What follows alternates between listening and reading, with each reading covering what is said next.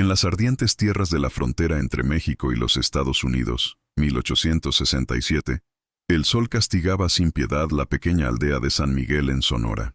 Esperanza Flores, una joven de 23 años, se movía con gracia por el mercado a pesar de las miradas de desaprobación que la seguían. No era como las otras muchachas del pueblo. Sus caderas eran más anchas.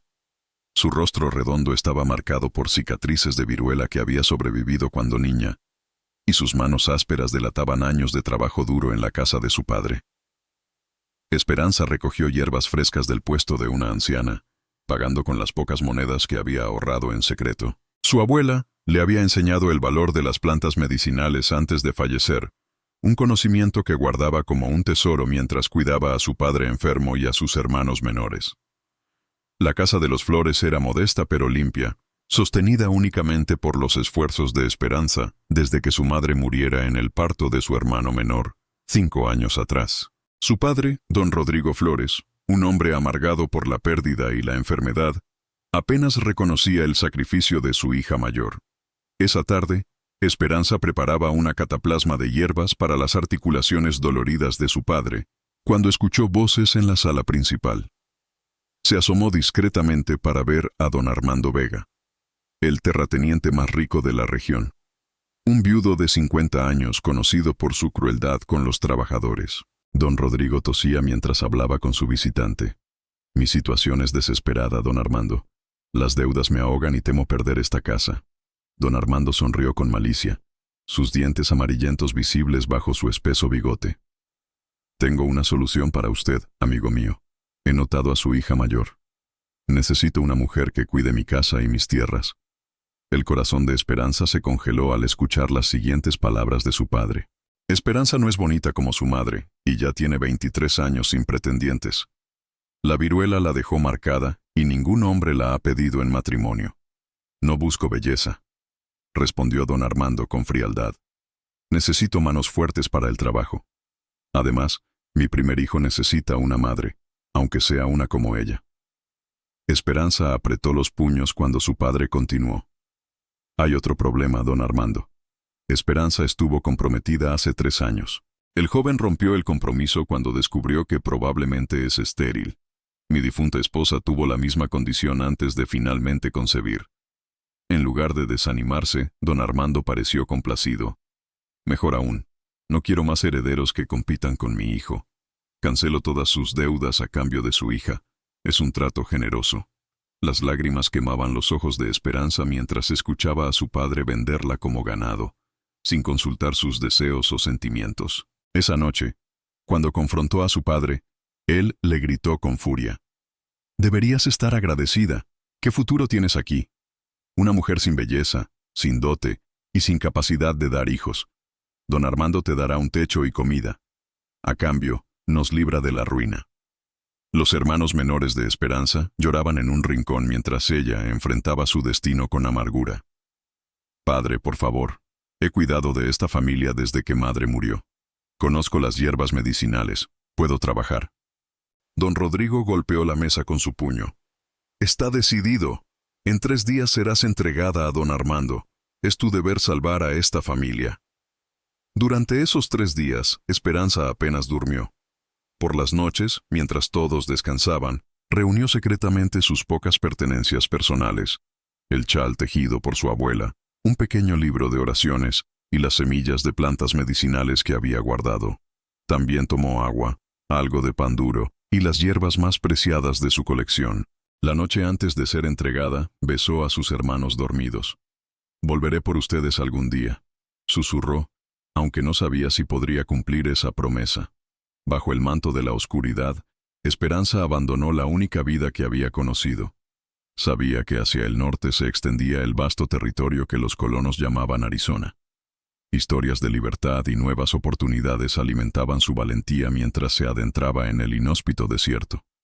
El primer día de viaje, el sol fue implacable. Esperanza caminó hasta que sus pies sangraron dentro de sus gastadas sandalias. Se refugió bajo la sombra de un mezquite durante las horas más calurosas, racionando cuidadosamente su agua. Al anochecer, continuó su camino guiada por las estrellas, como le había enseñado su abuela. El segundo día fue peor. Su provisión de agua se agotaba rápidamente. El desierto parecía extenderse infinitamente ante ella, cruel e indiferente a su sufrimiento. Cuando tropezó con una piedra y cayó sobre un cactus, las espinas se clavaron en su brazo. Con paciencia las extrajo una por una, usando sus conocimientos para tratar la herida con las pocas hierbas que llevaba.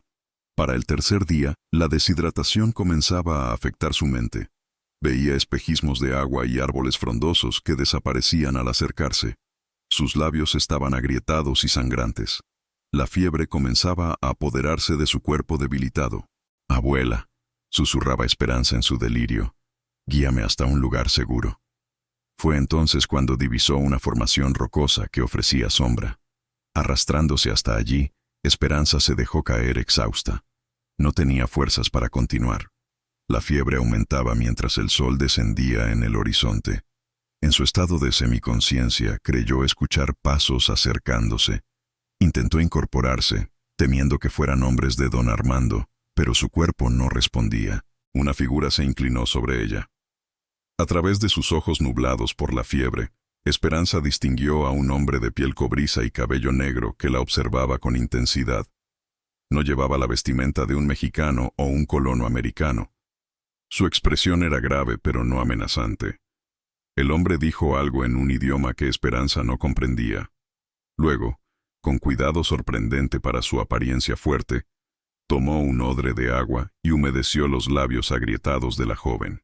El agua fresca fue como un milagro para su garganta reseca. El desconocido examinó las heridas en sus pies y brazos con conocimiento evidente. Cuando intentó levantarla, Esperanza reunió sus últimas fuerzas para resistir, temiendo lo peor. El hombre pareció entender su miedo. Con gestos tranquilizadores, señaló hacia las montañas cercanas y luego a ella, indicando que quería llevarla a un lugar seguro. Demasiado débil para luchar y sin opciones, Esperanza finalmente se rindió a la inconsciencia mientras el extraño la cargaba sobre su caballo. Cuando Esperanza despertó, se encontraba en un lugar que nunca había visto. Era una cueva poco profunda, protegida del exterior por pieles curtidas. El aire olía a hierbas secas y humo de leña. Estaba recostada sobre un lecho de pieles suaves, y alguien había limpiado y vendado sus heridas con hojas que reconoció como medicinales. Al intentar incorporarse, una punzada de dolor la obligó a recostarse nuevamente.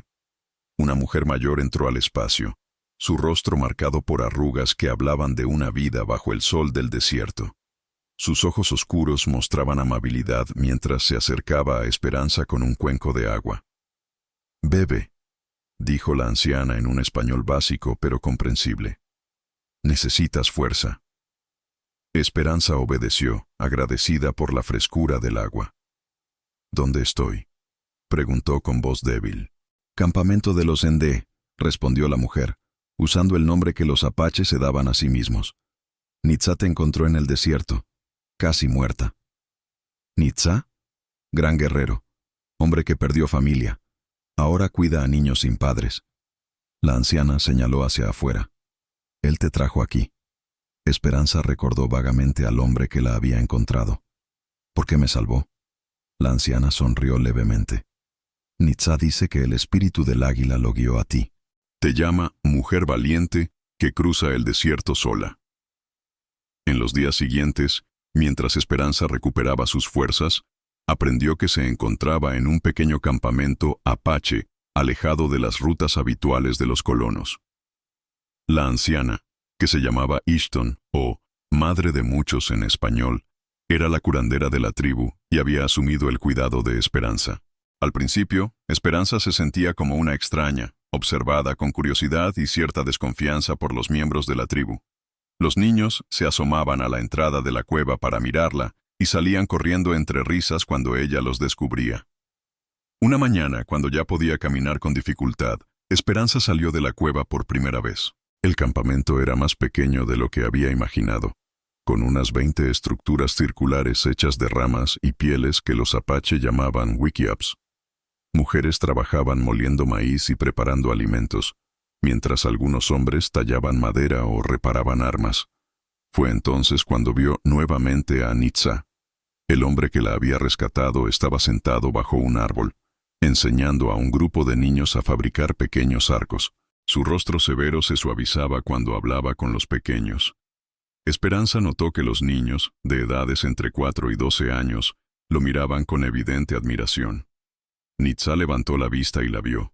Por un momento, sus miradas se encontraron a través del campamento. Él asintió levemente con la cabeza, un gesto de reconocimiento que Esperanza devolvió con timidez. Ishton se acercó a ella. «Ven, te mostraré nuestro campamento». Durante el recorrido, Esperanza aprendió que esta pequeña banda apache se había separado del grupo principal para evitar conflictos con los soldados americanos y mexicanos. Vivían de la caza, la recolección y pequeños cultivos. Ishton le explicó que varios de los niños habían perdido a sus padres en epidemias o enfrentamientos con colonos. Nitzá perdió esposa e hijo en ataque de soldados hace 3 inviernos, explicó la anciana. Ahora cuida a niños sin familia. Es respetado guerrero y cazador. Cuando regresaron a la cueva, Esperanza encontró un pequeño bulto junto a su lecho.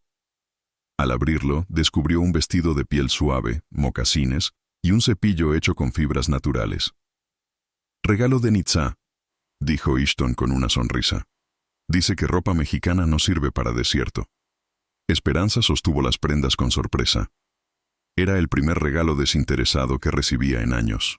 Algo cálido se expandió en su pecho mientras pasaba los dedos por la suave piel trabajada con tanto cuidado. Esa noche, vestida con su nueva ropa, Esperanza se unió a la tribu alrededor del fuego central. Se sentó junto a Ishton, consciente de las miradas curiosas pero ya no temerosa. Un niño pequeño de unos 5 años se acercó cautelosamente y se sentó a su lado, observándola con grandes ojos oscuros. «Se llama Tarak», explicó Ishton. «Significa pequeño halcón. Su madre murió de fiebre el invierno pasado».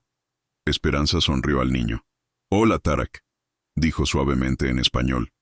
Para su sorpresa, el niño respondió. «Hola», repitió con acento pero claramente. Durante la comida, Esperanza notó que Nitzá la observaba desde el otro lado del fuego.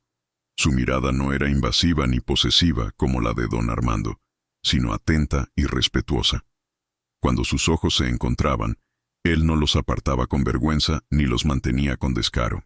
Había algo en su forma de mirarla que la hacía sentir vista de verdad, por primera vez en su vida. Los días se convirtieron en semanas. Esperanza comenzó a aprender el idioma apache con la ayuda de Ishton y los niños, quienes encontraban divertidos sus intentos de pronunciar palabras difíciles. A cambio, ella les enseñaba español. Su conocimiento de plantas medicinales impresionó a Ishton, quien la invitó a acompañarla en sus recorridos para recolectar hierbas. Esperanza descubrió que muchas de las plantas que su abuela le había enseñado a usar también eran valoradas por los apache, aunque con aplicaciones a veces diferentes. «Tu abuela era sabia», comentó Ishton una tarde mientras clasificaban hierbas fuera de la cueva. «¿También era curandera?» «No oficialmente», respondió Esperanza, machacando hojas de salvia para un ungüento. «En mi pueblo la llamaban bruja por usar plantas en lugar de rezos para curar. Pero cuando los remedios del doctor fallaban, venían a ella en secreto». Ishton asintió con entendimiento. «Entendé, mujeres que conocen plantas son respetadas, traen vida, alivian dolor». Fue durante estas sesiones que Esperanza comenzó a sentirse útil nuevamente. Sus manos, que en San Miguel habían sido criticadas por ser demasiado ásperas para una mujer, aquí eran valoradas por su habilidad para extraer esencias curativas.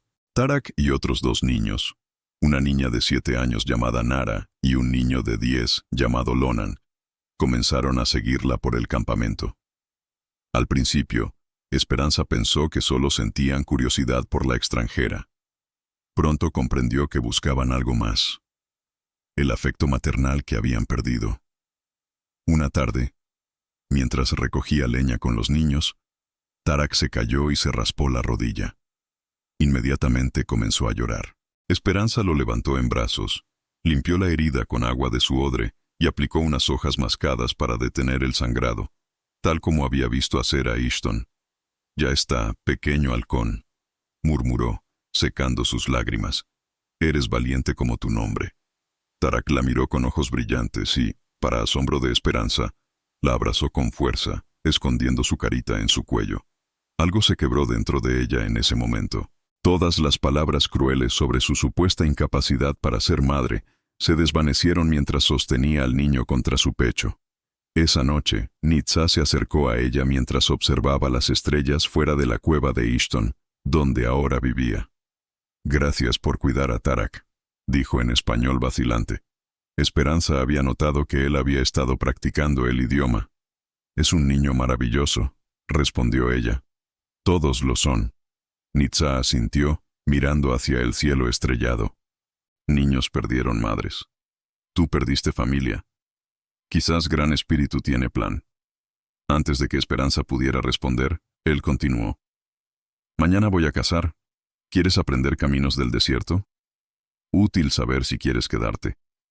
Era la primera vez que alguien mencionaba la posibilidad de que ella se quedara permanentemente. Hasta ese momento, Esperanza no se había permitido pensar en el futuro, concentrándose solo en sobrevivir día a día. «Me gustaría aprender», respondió con una sonrisa sincera. La excursión de caza al día siguiente cambió algo fundamental entre ellos. Nitzá le enseñó a leer huellas, a reconocer señales de agua cercana, a moverse silenciosamente. No la trataba como a una mujer débil, sino como a alguien capaz de aprender y sobrevivir. Cuando Nitzá derribó un conejo con una precisión impresionante, Esperanza esperaba que él presumiera de su habilidad. En cambio, se arrodilló junto al animal y murmuró unas palabras en apache que ella no entendió. «Agradecemos al conejo por dar su vida para que nosotros vivamos», tradujo luego. «Siempre honramos lo que tomamos». Esperanza recordó cómo en su pueblo los animales eran simplemente sacrificados, sin pensamiento ni gratitud. Esta reverencia por la vida, incluso al tomarla por necesidad, la conmovió profundamente. Al regresar al campamento, cargando el resultado de la caza, Esperanza notó que la gente los miraba de manera diferente. Ya no era solo la extraña mexicana, sino alguien que había salido a cazar con Nitzá, un honor no concedido a cualquiera. Los meses pasaron, y la integración de Esperanza en la comunidad apache se profundizó. Aprendió a curtir pieles, a tejer cestas impermeables, a identificar plantas comestibles que nunca había considerado como alimento. A cambio, compartió sus conocimientos de costura y preparación de remedios. Su relación con los niños, especialmente con Tarak, Nara y Lonan, floreció. Ellos la buscaban para que les contara historias, para que curara sus pequeñas heridas, para que los consolara cuando tenían pesadillas. Sin darse cuenta, Esperanza se había convertido en la madre que habían perdido. Y luego estaba Nitzá. Sus encuentros, al principio casuales, se volvieron más frecuentes. Compartían caminatas al amanecer, conversaciones junto al fuego cuando los niños dormían, intercambios de conocimientos sobre sus respectivas culturas.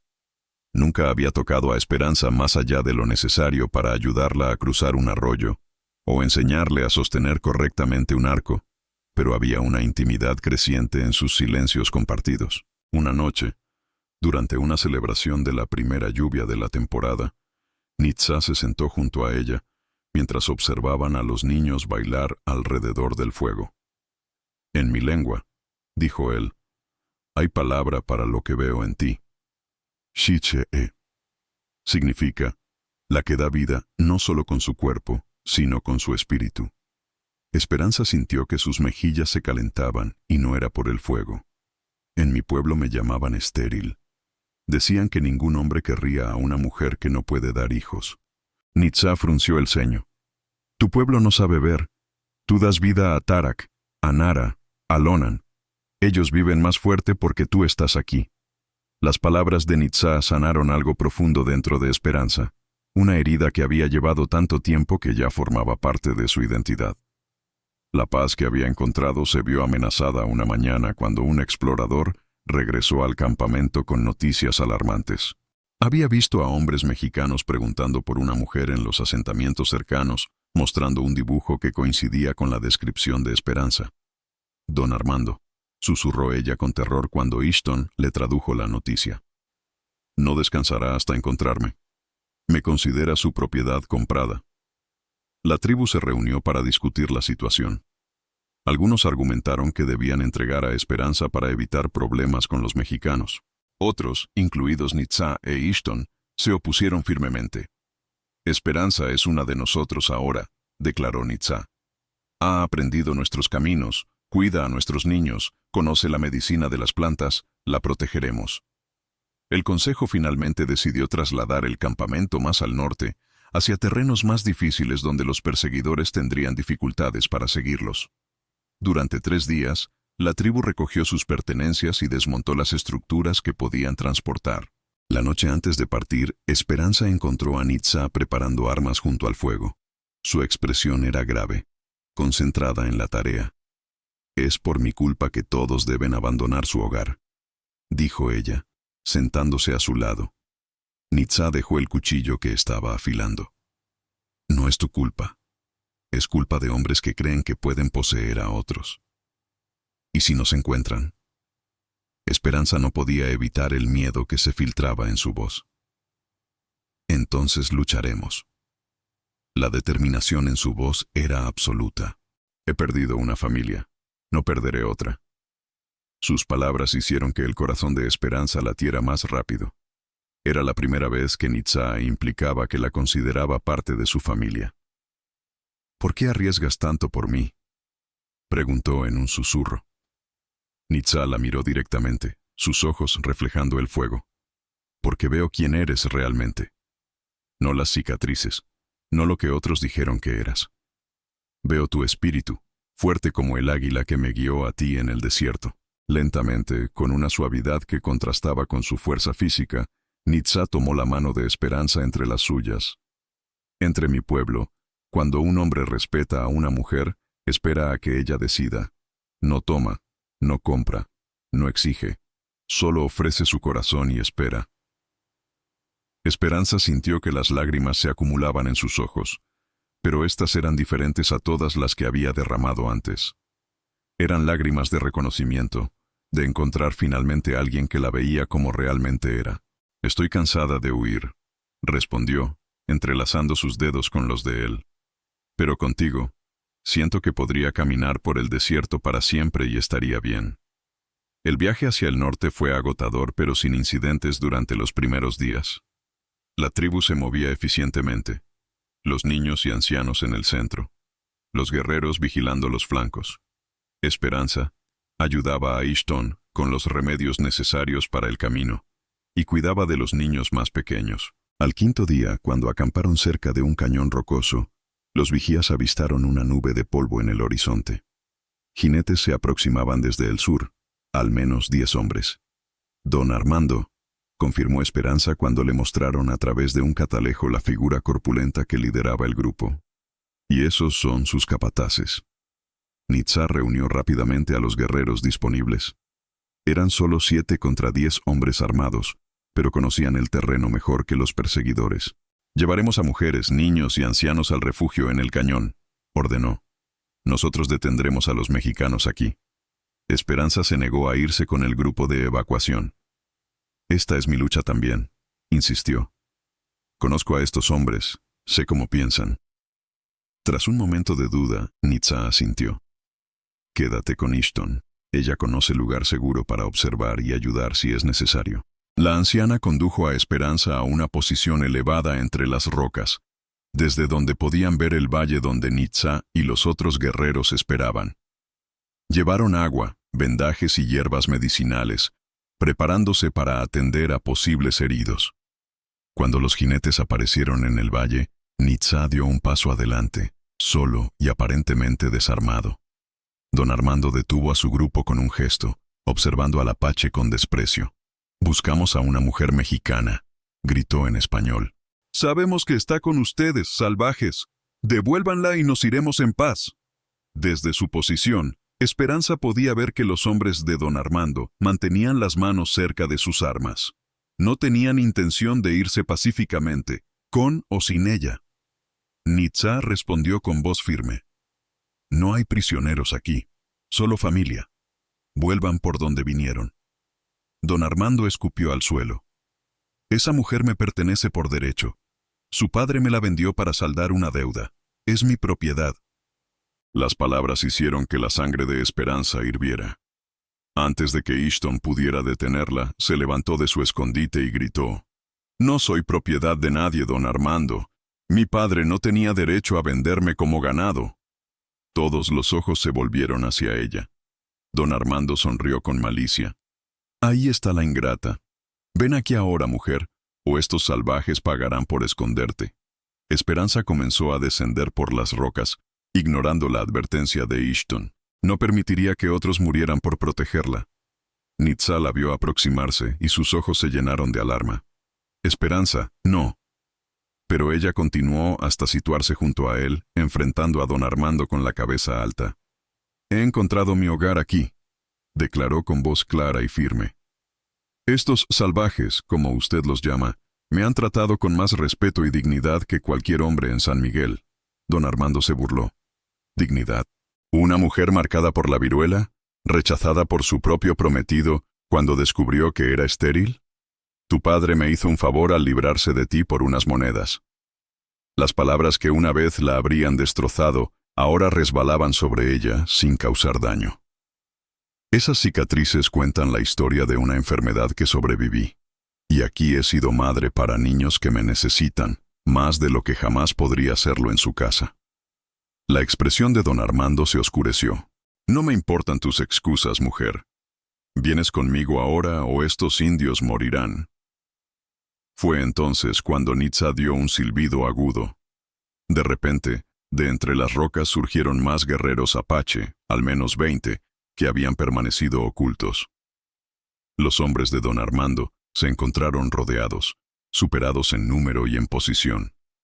«Como dije», repitió Nitzá con calma, «aquí solo hay familia, y protegemos a los nuestros». Por primera vez, Esperanza vio miedo en los ojos de don Armando. Sus hombres miraban nerviosamente a los guerreros que los rodeaban, con arcos tensados y lanzas preparadas. «Esta mujer ha elegido quedarse», continuó Nitzá. «Entre los Endé, respetamos las decisiones de nuestras mujeres. Váyase ahora y viva. Quédese y muera». Don Armando vaciló, su orgullo luchando contra su instinto de supervivencia. Finalmente, con un gesto de desprecio, tiró de las riendas de su caballo. «Quédate con estos salvajes entonces», escupió a Esperanza. «Una mujer defectuosa para una tribu moribunda. Se merecen el uno al otro». Con esas palabras, giró su montura y se alejó, seguido por sus hombres que no ocultaban su alivio al evitar el enfrentamiento. Cuando los jinetes desaparecieron en el horizonte, una alegría cautelosa se extendió entre los apache. Nitzá se volvió hacia Esperanza, su rostro suavizándose. «Fuiste valiente», dijo, «pero imprudente. No debiste ponerte en peligro». Esperanza sonrió. «Aprendí de ti. A veces hay que enfrentar el miedo directamente». Esa noche, alrededor del fuego, la tribu celebró no solo su victoria, sino también la decisión de Esperanza de quedarse con ellos. Ishton preparó una infusión especial de hierbas que compartió ceremonialmente con todos. «Esta noche», anunció la anciana, «damos la bienvenida a una nueva hija de los Endé. Ya no es la mujer que encontramos moribunda en el desierto. Ha renacido entre nosotros». Mirando a Esperanza, Ishton continuó: «Te damos un nuevo nombre, Nalin, que significa sol después de la tormenta. Porque como el sol, has traído luz después de la oscuridad, tanto a ti misma como a nuestra tribu». Esperanza, ahora Nalin, sintió que las lágrimas corrían libremente por sus mejillas, mientras la tribu repetía su nuevo nombre en una suave cadencia. Tarak, quien no comprendía completamente la ceremonia pero entendía su importancia, se acercó y tomó su mano. «Nalin», pronunció con cuidado, sonriendo cuando ella lo miró. Esa noche marcó un cambio profundo en la vida de Nalin. Ya no era una fugitiva, sino una mujer que había elegido su propio destino, su propio hogar, su propia familia. En las semanas siguientes, la tribu continuó su viaje hacia el norte, estableciéndose finalmente en un valle fértil protegido por montañas. Construyeron nuevos wickiups y reiniciaron sus rutinas. Nalin y Nitzá trabajaban juntos a menudo, ella aprendiendo a leer el paisaje como él lo hacía, él absorbiendo sus conocimientos sobre plantas medicinales. Una tarde, mientras recolectaban hierbas en la ladera de una colina, Nitzá señaló hacia un águila que planeaba en lo alto. «El día que te encontré», dijo, «vi un águila volando en círculos. Entre mi pueblo es señal de que el Gran Espíritu quiere mostrarnos algo importante. Seguí al águila y te encontré». Nalin observó al majestuoso pájaro. «Mi abuela decía que nada sucede por casualidad, que los espíritus guían nuestros pasos si sabemos escuchar». «Tu abuela era sabia», respondió Nitzá, mirándola con intensidad. «Como tú». Bajo la sombra de un antiguo árbol de mezquite, Nitzá tomó las manos de Nalin entre las suyas. Entre los Endé, cuando un hombre desea unir su vida a una mujer, debe demostrar que puede proveer para ella y protegerla. «He construido un wickiup nuevo. He cazado suficiente para el invierno. He tejido mantas con mis propias manos». Hizo una pausa, sus ojos nunca abandonando los de ella. «Pero más importante, prometo respetar tus decisiones, valorar tu sabiduría y caminar a tu lado, no delante ni detrás». El corazón de Nalin latía con fuerza. Este no era un arreglo comercial como el que su padre había hecho con don Armando. No era una transacción donde ella era mercancía. Era una invitación nacida del respeto mutuo, del reconocimiento de su valor como persona. «Quiero caminar a tu lado», respondió, sintiendo que cada palabra era más verdadera que cualquier otra que hubiera pronunciado. «Quiero construir una vida contigo, con Tarak y los otros niños. Quiero ser parte de esta familia que hemos encontrado». Nitzá sonrió, una expresión rara que transformaba completamente su rostro severo. Con delicadeza, inclinó su frente hasta tocar la de Nalin, un gesto de intimidad y conexión profunda entre los apache. «Bajo este cielo», murmuró, «frente a los espíritus de mis ancestros y los tuyos, te acepto como mi compañera de vida». 2 lunas después, bajo un cielo estrellado, Nalin y Nitzá se unieron en matrimonio según las tradiciones apache. La ceremonia fue simple, pero profundamente significativa.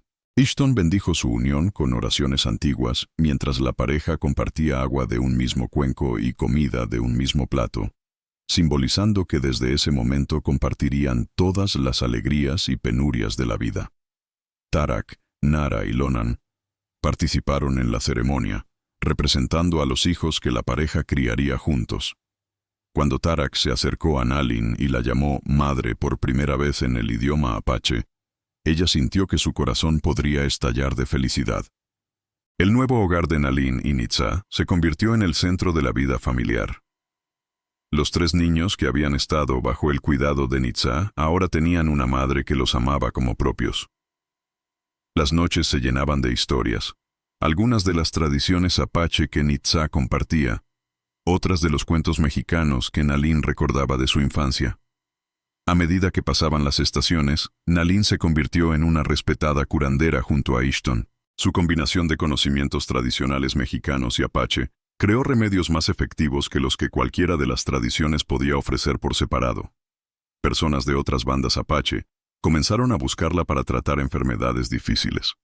Una fría mañana de invierno, mientras preparaba un remedio para la tos de Tarak, Nalin sintió un mareo repentino.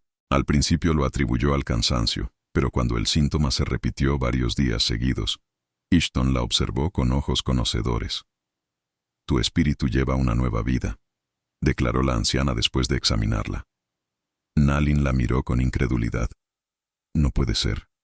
Los médicos en mi pueblo, mi familia, todos decían que nunca podría». Ishton sonrió con sabiduría. «A veces el cuerpo necesita sentirse seguro, amado, respetado para crear vida. Tu espíritu estaba herido antes. Ahora ha sanado». Cuando Nalin compartió la noticia con Nitzá, vio algo que nunca había presenciado antes. Lágrimas en los ojos del fuerte guerrero. Él se arrodilló frente a ella, colocando suavemente una mano sobre su vientre a un plano. «Un milagro», susurró. «Un regalo del Gran Espíritu». La noticia del embarazo de Nalin se extendió por el campamento como fuego en la pradera seca. Para muchos, era la confirmación final de que los espíritus aprobaban su presencia entre ellos. Para Nalin, era la refutación definitiva de todas las crueles palabras que habían definido su vida anterior. Durante los meses de su embarazo, Nalin continuó con sus deberes como curandera y madre, adaptándolos a su condición cambiante. Nitsa se volvió aún más protector, asegurándose de que no se esforzara demasiado, trayendo los mejores alimentos de sus cacerías para ella. Tarak, ahora de 6 años, observaba fascinado el creciente vientre de su madre adoptiva. ¿El bebé podrá jugar conmigo cuando llegue?, preguntaba frecuentemente. Tendrás que esperar un poco, le explicaba Nalin con paciencia. Pero serás un hermano mayor maravilloso. Una tarde de primavera, cuando las primeras flores comenzaban a abrir sus pétalos, Nalin sintió los dolores del parto. Ishton y las otras mujeres la asistieron con la eficiencia que viene de siglos de conocimiento, transmitido de madre a hija. Nitsa esperaba fuera del Wikiap, siguiendo la tradición apache que consideraba el nacimiento un asunto exclusivamente femenino. Cuando finalmente escuchó el llanto de un bebé, seguido por otro, su corazón se detuvo por un instante. Ishton salió, su rostro arrugado iluminado por una sonrisa. «Gemelos», anunció. «Un niño y una niña, fuertes como su padre, sabios como su madre». Cuando Nitsa entró al Wikiap, encontró a Nalin recostada sobre pieles suaves, sosteniendo 2 pequeños bultos envueltos en mantas tejidas. Su rostro, aunque cansado, resplandecía con una luz interior que lo dejó sin palabras. «Ven», lo llamó suavemente. «Conoce a tus hijos». Nitsa se arrodilló junto a ella, observando con asombro a los recién nacidos. El niño tenía la piel cobriza como él, mientras la niña mostraba un tono más claro, como su madre. Ambos tenían el cabello negro y abundante típico de los apache. «Son perfectos», murmuró, tocando con reverencia las diminutas manos que se cerraron instintivamente alrededor de sus dedos. «¿Cómo los llamaremos?», preguntó Nalin. Nitsa meditó un momento. «El niño será Ahanu, el que ríe, porque trajo alegría a nuestras vidas incluso antes de nacer. Y la niña», continuó Nalin, «será Sitala, estrella del amanecer, porque representa un nuevo comienzo para todos nosotros». Tarak, Nara y Lonan fueron invitados a conocer a sus nuevos hermanos. Se acercaron con curiosidad y asombro, maravillados ante los pequeños seres que ahora formaban parte de su familia. «¿Puedo sostenerlos?», preguntó Tarak con timidez. «Cuando crezcan un poco más», prometió Nalin.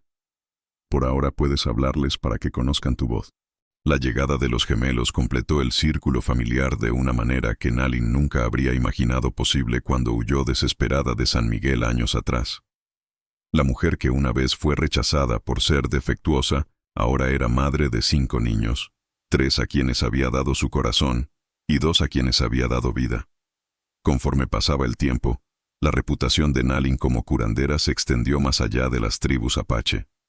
En ocasiones, incluso colonos americanos y mexicanos buscaban sus remedios cuando la medicina convencional fallaba. Fue durante uno de estos encuentros, casi 3 años después del nacimiento de los gemelos, que Nalin recibió una visita inesperada. Estaba atendiendo a un comerciante americano con problemas respiratorios cuando una figura familiar apareció en la entrada de su tienda de curación. Su hermano Miguel, ahora un joven de 18 años, la observaba con una mezcla de incredulidad y emoción. Había crecido varios centímetros desde la última vez que lo vio, pero sus ojos seguían siendo los mismos que recordaba.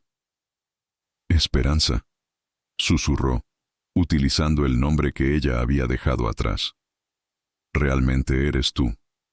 Nalin completó el tratamiento para el comerciante antes de volverse hacia su hermano. «Aquí me llaman Nalin», respondió con calma. «Pero sí, soy yo». Cuando estuvieron solos, Miguel le contó lo sucedido después de su partida. Don Rodrigo, su padre, había caído gravemente enfermo poco después. En su lecho de muerte, atormentado por la culpa, había confesado a sus hijos lo que había hecho y les había implorado que encontraran a su hermana para pedirle perdón. «Tardé 2 años en seguir tu rastro», explicó Miguel. «Algunos hablaban de una mexicana que vivía con los apache. Una curandera con poderes casi mágicos. Nunca perdí la esperanza de que fueras tú». «¿Qué pasó con nuestros hermanos menores?», preguntó Nalin, pensando en los pequeños que había dejado atrás. «Estamos bien», aseguró Miguel. «Después de que padre muriera, Vendimos la casa y pagamos las deudas. Yo aprendí el oficio de carpintero, y los pequeños van a la escuela. Don Armando murió el invierno pasado, nadie lo lamenta. Nalin procesó la información en silencio. La muerte de su padre cerraba un capítulo doloroso de su vida, pero no sentía la amargura que una vez había albergado. ¿Vendrás a visitarnos?, preguntó Miguel con esperanza. Tus hermanos hablan de ti a menudo. Te hemos extrañado todos estos años. Nalin miró hacia su hogar, donde Nitza jugaba con los gemelos mientras Tarak practicaba con su pequeño arco. Mi vida está aquí ahora, respondió. Pero me gustaría que mis hermanos conocieran a mi familia. Miguel siguió su mirada, observando la escena doméstica con sorpresa. ¿Tienes hijos?, murmuró. 5, respondió Nalin con orgullo. 3 que acogimos en nuestros corazones y 2 que llevé en mi vientre. Pero pensábamos que no podías. Miguel se detuvo, avergonzado. Nalin sonrió con serenidad. La vida tiene muchas maneras de sorprendernos. Lo que en un lugar era una maldición, en otro fue una bendición. Aquí encontré respeto, amor y un propósito. Encontré mi verdadero hogar. En los días siguientes, Miguel conoció a la familia de Nalin. Al principio, hubo recelo por ambas partes, pero la inocencia de los niños rompió las barreras. Tarak, siempre curioso, bombardeó a Miguel con preguntas sobre la vida en la ciudad, mientras los gemelos, ahora activos pequeños de 3 años, lo adoptaron rápidamente como un tío más. Antes de partir, Miguel hizo una promesa. Volveré con nuestros hermanos cuando el clima sea más cálido. Ellos también deberían conocer a su hermana y a su nueva familia. Cuando Miguel se marchó, Nalin lo observó alejarse con sentimientos encontrados. Una parte de ella siempre añoraría a sus hermanos de sangre, pero ya no sentía que perteneciera al mundo que había dejado atrás. Esa noche, mientras los niños dormían, Nalin y Nitza se sentaron bajo las estrellas, como habían hecho tantas veces. ¿Extrañas tu antigua vida?, preguntó él, percibiendo su silencio contemplativo. Nalin consideró la pregunta. Extraño a mis hermanos, respondió honestamente, pero no extraño ser Esperanza. Ella era una sombra de quien realmente soy. Nitza asintió, comprendiendo. A veces el camino más difícil nos lleva a donde realmente pertenecemos. ¿Y tú?, preguntó ella. ¿Alguna vez lamentas haberme encontrado ese día en el desierto? Tu vida habría sido más sencilla. Nitza tomó su mano, entrelazando sus dedos como había hecho la primera noche que confesaron sus sentimientos. Antes de encontrarte, solo sobrevivía. Desde que llegaste, vivo realmente. 5 veranos después de aquel encuentro con su hermano, Nalin había establecido una escuela de medicina que combinaba los conocimientos apache con las tradiciones mexicanas que había aprendido de su abuela. Jóvenes de diversas tribus e incluso algunos hijos de colonos venían a aprender de ella. Sus hermanos mexicanos la visitaban regularmente, trayendo noticias y regalos del mundo exterior. La barrera entre las dos culturas, una vez considerada infranqueable, se había vuelto permeable gracias a estos lazos familiares. Los niños crecían fuertes y sabios. Tarak, ahora un joven de 11 años, mostraba un talento notable para la caza como su padre adoptivo. Nara se había convertido en la mano derecha de Nalin en la escuela de medicina, absorbiendo conocimientos con avidez. Lonan, de 16 años, era respetado por su habilidad para mediar en conflictos, una cualidad rara y valiosa. Los gemelos, Ahanu y Sitala, eran la perfecta fusión de sus dos mundos. Hablaban con fluidez, tanto el idioma apache como el español, corrían libres por las montañas y eran queridos por toda la comunidad. Una tarde, mientras Nalin enseñaba a sus estudiantes las propiedades de diversas plantas, un jinete se acercó al campamento. Era un mensajero de otra banda apache, trayendo noticias preocupantes sobre tensiones crecientes con el ejército americano. Esa noche, el Consejo Tribal se reunió para discutir la situación. Algunos proponían trasladarse más al norte, otros sugerían buscar un tratado de paz. Cuando llegó el turno de Nalin de hablar, todos guardaron silencio. Su posición como curandera, esposa de un respetado guerrero y mujer que había cruzado la frontera entre dos mundos, le daba una perspectiva única. He vivido en ambos lados, comenzó. He conocido la crueldad y la bondad tanto entre mi pueblo de nacimiento como entre los Ndé. Los tiempos están cambiando, y debemos cambiar con ellos si queremos sobrevivir. Su propuesta era audaz: establecer relaciones comerciales con los asentamientos cercanos, ofrecer conocimientos medicinales a cambio de protección y respeto, crear una comunidad donde ambas culturas pudieran coexistir y aprender una de otra. Muchos dudaban que fuera posible. Las heridas del pasado eran profundas, la desconfianza arraigada. Pero Nalin les recordó su propia historia. Yo era una mujer rechazada, considerada sin valor. Aquí encontré no solo refugio, sino un hogar verdadero. Si mi corazón pudo sanar y transformarse, quizás nuestros pueblos también puedan hacerlo.